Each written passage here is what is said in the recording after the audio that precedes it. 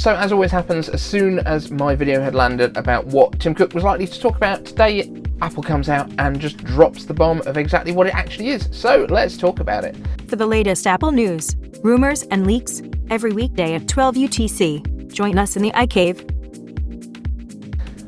It kind of fits in a little bit with what I was talking about in terms of diversity, and I was talking a little bit about what Tim has been doing in the past, more with relation to the LGBTQ plus community, but this actually sits more in the racial side of equity.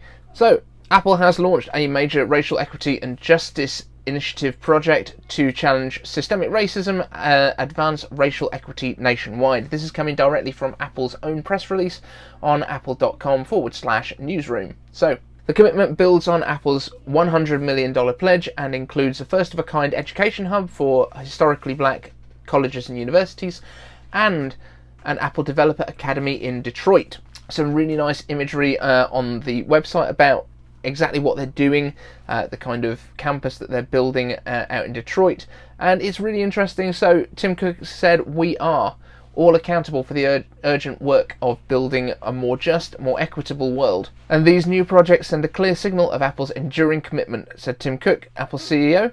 "We are launching REJI's latest initiatives with partners across a broad range of industries and backgrounds, from students to teachers, developers to entrepreneurs, and community organisers to justice advocates, working together to empower communities that have borne the brunt of racism and discrimination for far too long. We are honoured to help bring this vision to bear to match our words and actions to the values of equity and inclusion that we have always prized at Apple."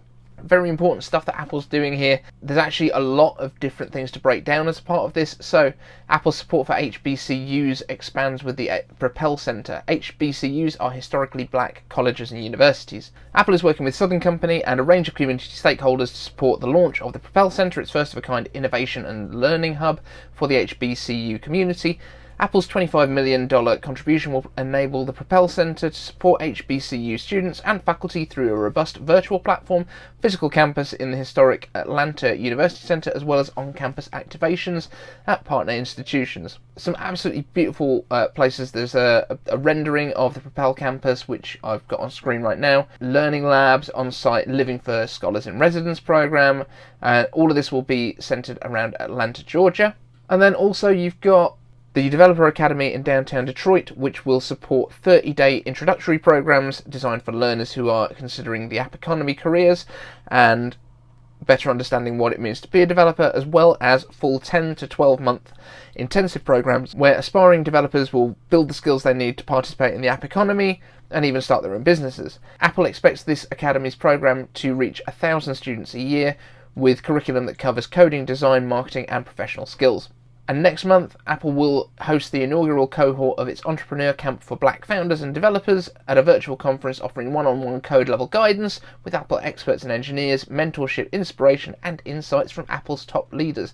So there's just a huge amount of stuff. There is way more stuff that is on apple.com/newsroom. I do encourage you to go and check it out because the stuff that Apple is doing these days, this is the kind of stuff that would never have happened really under Steve Jobs. I know there's a lot of people that still kind of put Steve Jobs and the way that he ran the company on a pedestal, and, you know, with good reason. There was huge innovation while he was there.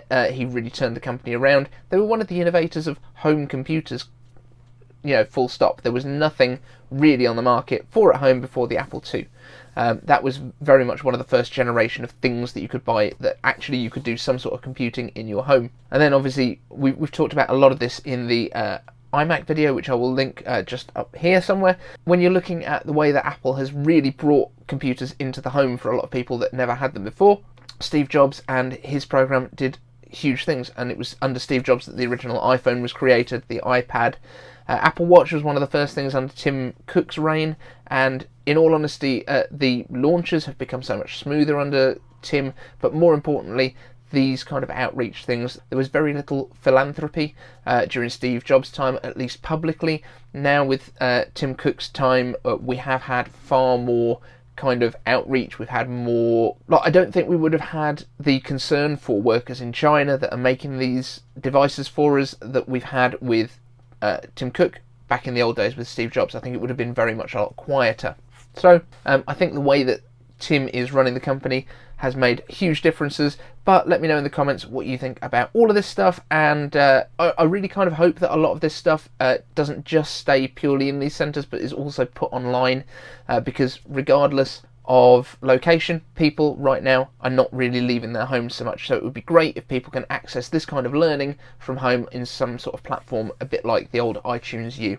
Let me know your thoughts, and thanks for watching. See you in the next one.